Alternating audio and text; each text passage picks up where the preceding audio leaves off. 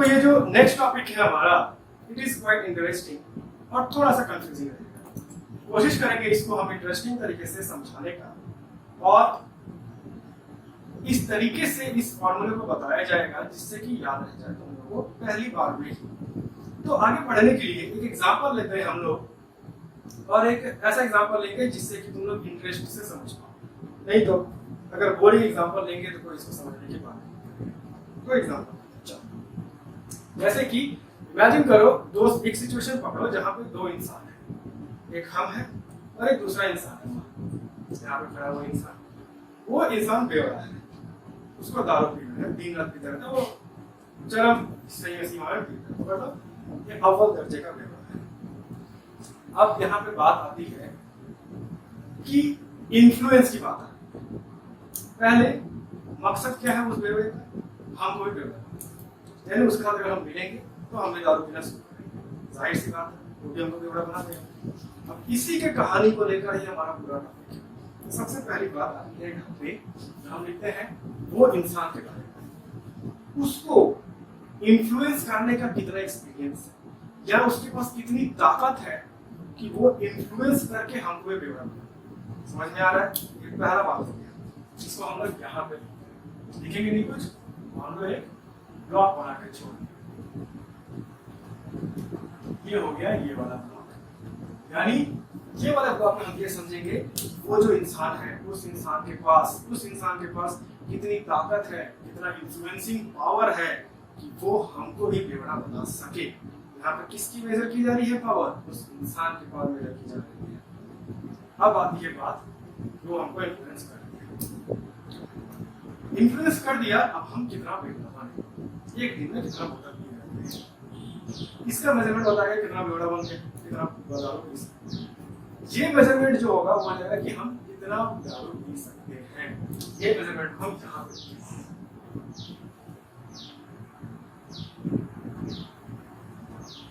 मान लो, इसको यहाँ पे हम कितना दारू पी सकते हैं वो दिखाया गया यहाँ पे, और वो इंसान हमको कितना बड़ा बेवड़ा बना सकता है उसका मेजरमेंट को हम यहाँ पे लिखेंगे। तो क्या ऐसा हो सकता है कि वो जितना भी इन्फ्लुएंस रखने की ताकत रखता हो, जितना मान लो अगर वो दिन में 10 बोतल पीता हो तो हमको इन्फ्लुएंस कर दिया, हम भी दिन में 10 बोतल पी सकते हैं? ऐसी बात नहीं हो सकती है।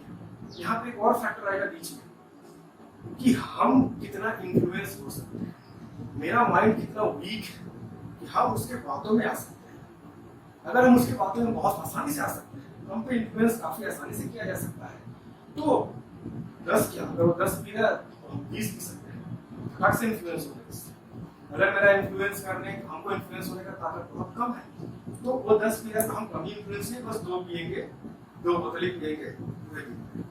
तो यहाँ पे आ रही है एक बात, मेरा इन्फ्लुएंस होने की क्षमता, और इसको बोलते हैं ससेप्टेबल या वल्नरेबल। हम कितना वल्नरेबल है या हम कितना ससेप्टेबल है उसके इन्फ्लुएंस से, इसको हम यहाँ पे लिखते हैं।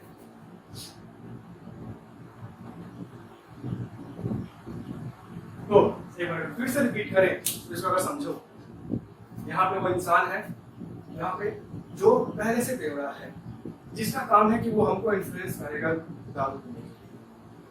यहाँ पे हम हैं जो हम इन्फ्लुएंस होने वाले हैं, हम उसके इन्फ्लुएंस में आके बेवड़ा बन जाएंगे, दारू पीने। यहाँ पे आएगा हमारा मेरा वो प्रॉपर्टी कि हम कितना इन्फ्लुएंस हो सकते हैं।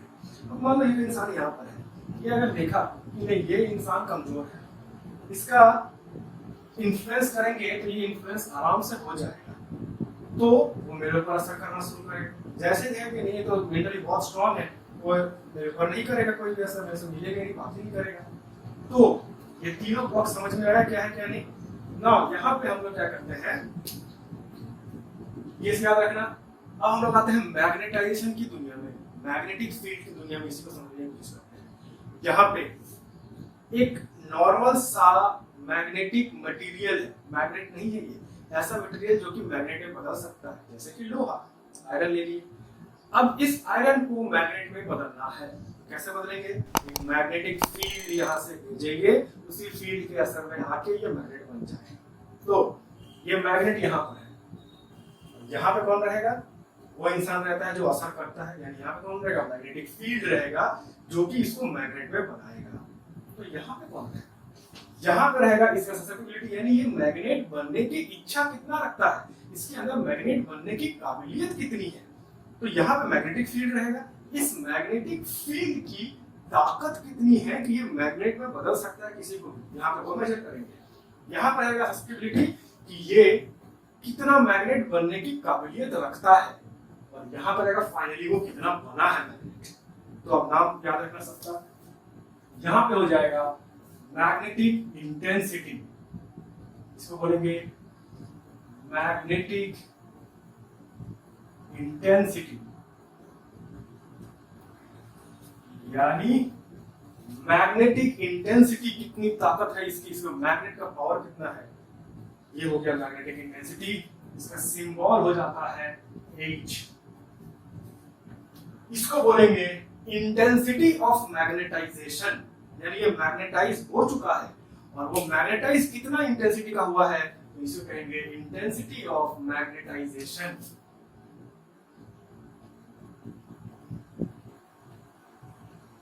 Intensity of magnetisation.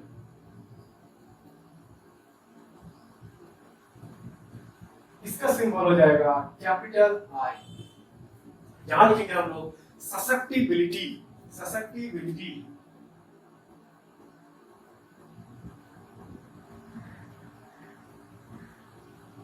ससेप्टिबिलिटी, इसका सिंबल हो जाएगा काई M। एक्स की तरह जैसे लिखते हैं हम लोग, एक्स की तरह ही रहेगा लेकिन थोड़ा सा अलग तरीके से लिखा रहेगा, इस तरीके से ससेप्टिबिलिटी। तो अब इसको अच्छे से समझना। अब यहाँ पे एक सीधी सी बात है, अगर हम लोग ये लिखें कि इंटेंसिटी ऑफ मैग्नेटाइजेशन, यानी कि वो मैग्नेट कितना मैग्नेट बना है, कितना मैग्नेटिक प्रॉपर्टी अपने अंदर हासिल किया है, ये किसके बराबर होना चाहिए? I must be proportional to H, यानी कि ये कितना ताकत रखता है किसी को मैग्नेट बनाने का, उतना ही ये मैग्नेट बनेगा। अगर इसकी ताकत कम है मैग्नेट बनाने की, तो ये मैग्नेट भी कम बनेगा। अब ये प्रोपोर्शनैलिटी हटाते हैं तो जाहिर सी बात है इक्वल टू आता है और एक कांस्टेंट आता है। यही फॉर्मूले को अगर हम दोबारा सही से लिखें, ये हो जाएगा I इक्वल टू काई M H। दैट मींस कितना मैग्नेट बना है, कितना तगड़ा मैग्नेट बना है, इसने कितना मैग्नेटिक पावर एक्वायर किया, ये किसके बराबर है? मैग्नेट बनाने वाला शख्स कितना पावरफुल है और ये मैग्नेट बनने की काबिलियत कितना रखता है। यानी अगर यहीं पे पढ़ाने की बात करें तो मेरे पढ़ाने की काबिलियत कितनी है, तुम्हें पढ़ाई को लेके समझने की काबिलियत कितनी है, इसको अगर दोनों को एक साथ जोड़े तो मालूम चलेगा कि फाइनली तुम कितना काबिल बने हो। समझ में आया? ये हो गया मेरे पढ़ाने की काबिलियत, तुम कितना पढ़ाई समझ रहे हो, बुद्धि कितनी है तुम्हारे भीतर, मेहनत कितनी है तुम्हारे भीतर, और फाइनली तुम कितना काबिल बने हो। अब अगर फॉर्मूला ये तो हो गया सबका जॉइंट फॉर्मूला एक तो। अब यहाँ पे इंडिविजुअल फॉर्मूला की अगर बात करें तो मैग्नेटिक इंटेंसिटी का फॉर्मूला क्या होता है? तो application of circuital amperes circuital law में हम लोगों ने देखा था टोरॉइड या सोलेनॉइड के जब फॉर्मूले को हम लोग डिराइव कर रहे थे तो हमारे पास फॉर्मूला आया था magnetic field due to a solenoid. वो आया था यानी magnetic field V due to toroid में ही लिख देते हैं। चलो टोरॉइड का फॉर्मूला आया था V is equal to mu naught N I। तो I लिखने वहां से कंफ्यूजन हो जाएगा, I लिख देते हैं, करेक्ट है। V is equal to mu naught N I। अब यहां पर ये जो N I दिख रहा है इसी N I को बोलते हैं magnetic intensity. That means H is equal to N I। N का मतलब क्या होता है? Number of turns per unit length. तो हम लोग यहां पर लिख सकते हैं H is equal to N I by L, where L is the length of the solenoid या toroid and N is the total number of turns। अब यहाँ पे हम लोग फॉर्मूला में बना सकते हैं what is the definition of magnetic intensity. तो मैग्नेटिक इंटेंसिटी की डेफिनेशन में हम लोग यहाँ पे लिख सकते हैं कि magnetic intensity is number of ampere turns per unit length.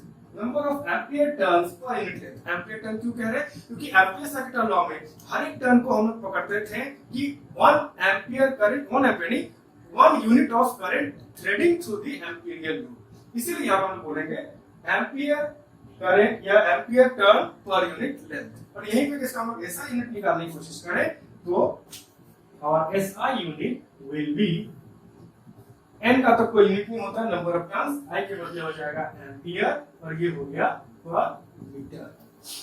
अब यहाँ पे मजेदार बात ये है कि इसके एसआई यूनिट तो यही है, लेकिन बाकी के यूनिट्स भी चाहो अगर देखना तो कम से कम यहाँ पे 5, 6 या 7 यूनिट मिल जाएंगे तुम लोगों को।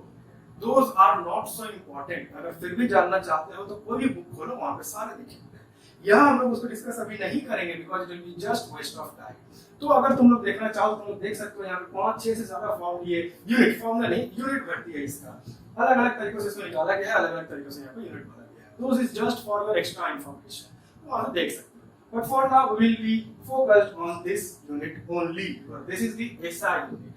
अब यहाँ पे हम लोग एक और डेफिनेशन यहाँ पे चाहो तो समझ सकते हो, magnetic intensity is the power या ability of the magnetic field to magnetise a magnetic material. यानी एक मैग्नेटिक मटेरियल को कितना मैग्नेटाइज कर सकता है, इसी की एबिलिटी के मेजरमेंट को ही हम लोग कहते हैं मैग्नेटिक इंटेंसिटी। तो इसका दो डेफिनेशन चाहो तो लिख सकते हैं। तो ये तो बात हो गया मैग्नेटिक इंटेंसिटी का। अब आते हैं magnetic intensity of magnetisation I के ऊपर। यानी इंटेंसिटी ऑफ मैग्नेटाइजेशन आई क्या है? It is the measure of amount या degree to which a substance has been magnetised. यानी ये कितना मैग्नेटाइज हुआ है, what is the degree of its magnetisation, उसी के मेजरमेंट को ही कहेंगे हम लोग इंटेंसिटी ऑफ मैग्नेटाइजेशन। अब इस चीज को हम लोग कैसे मेजर करें? तो जाहिर सी बात है, हम लोगों ने डोमेन थ्योरी जब पढ़ा था वहां पर हमने देखा था कि एक मैग्नेट जो है वो मैग्नेट का क्या होता है, मॉलिक्यूलर लेवल में हम लोग देखेंगे कि वहां पर मैग्नेटिक डाइपोल मोमेंट बनता है। और हर एक मैग्नेटिक डाइपोल मोमेंट जब एक ही डायरेक्शन में अलाइन रहता है तब जाके नेट मैग्नेटिक डाइपोल मोमेंट बनता है। और यहां से हम लोग देखते हैं कि पूरा मैग्नेट बन गया। नहीं तो बाकी सारे डिवाइसेस में वही मैग्नेटिक डाइपोल मोमेंट रैंडम तरीके से अलाइन रहते हैं, एक दूसरे को कैंसिल कर देते हैं, नेट डाइपोल मोमेंट नहीं बनता है वहां पे। तो अगर एक मैग्नेट काफी स्ट्रांग है तो वही छोटे छोटे मैग्नेटिक डाइपोल मोमेंट है per unit volume magnetic dipole moment की मात्रा ज्यादा रहेगी स्ट्रांग मैग्नेट में, और एक वीक मैग्नेट है तो उसमें per unit volume magnetic moment की मात्रा कम रहेगी। तो हम लोग यहाँ पे लिख सकते हैं intensity of magnetisation I is equal to magnetic dipole moment per unit volume. तो ये हो गया एक फॉर्मूला इसका। और चाहो तो इसको और आगे बढ़ा सकते हो, मैग्नेटिक डाइपोल मोमेंट को हम लोग लिख सकते हैं m into 2l, v को भी लिख सकते हैं area into the length। 2l क्या है? 2l is the length of the magnetic dipole। अगर ये हो गया मैग्नेटिक डाइपोल या magnet north pole south pole, तो यहां से यहां तक इसके लेंथ को हम लोग 2l कहते हैं। स्मॉल m क्या हो गया? Small m is the pole strength, यानी एक पोल का स्ट्रेंथ कितना है वो हो गया स्मॉल m। ये सारी चीजें हम लोग प्रीवियस टॉपिक में डिस्कस कर चुके हैं। तो 12 कट जाएगा and the new formula we get I is equal to m by a। यहां पे चाहो तो तुम ये फार्मूले को भी इस्तेमाल कर सकते हो, चाहो तो ये फार्मूले को भी इस्तेमाल कर सकते हो। नाउ इसका भी एसआई यूनिट की अगर हम लोग बात करें तो इसका भी एसआई यूनिट सेम होता है जैसा कि उसका है, एम्पियर पर मीटर। यहाँ पे हम लोग इसके एसआई यूनिट को ऐसा लिख सकते हैं। नाउ यहाँ पे अब आती है बारी ससेप्टिबिलिटी। तो ससेप्टिबिलिटी की दुनिया में अगर जाएंगे तो ससेप्टिबिलिटी का हम लोग फॉर्मूला यही से निकाल सकते हैं, यानी ससेप्टिबिलिटी यानी chi m is equal to, अगर इसको नीचे भेज दो यानी I by h, तो जाहिर सी बात है ये हो गया इसका फॉर्मूला। ये हमारा मेन फॉर्मूला है, ये हमारा इंडिविजुअल फॉर्मूला है हर एक टॉपिक्स का। इसके लिए भी ये हो गया हमारा इंडिविजुअल फॉर्मूला और इसके लिए ये हो गया इंडिविजुअल फॉर्मूला। तीनों का मिला के यहाँ पे एक फॉर्मूला है। अब और एक चीज, इसका ऐसा यूनिट क्या होगा? तो जैसा कि हम लोगों को दिख रहा है कि susceptibility is the ratio of those parameters whose units are same। इसका अगर यूनिट यहाँ पे लिख दोगे तो एक दूसरे को कैंसिल कर देंगे and we get that susceptibility has no unit। तो इसका कोई यूनिट नहीं होता है।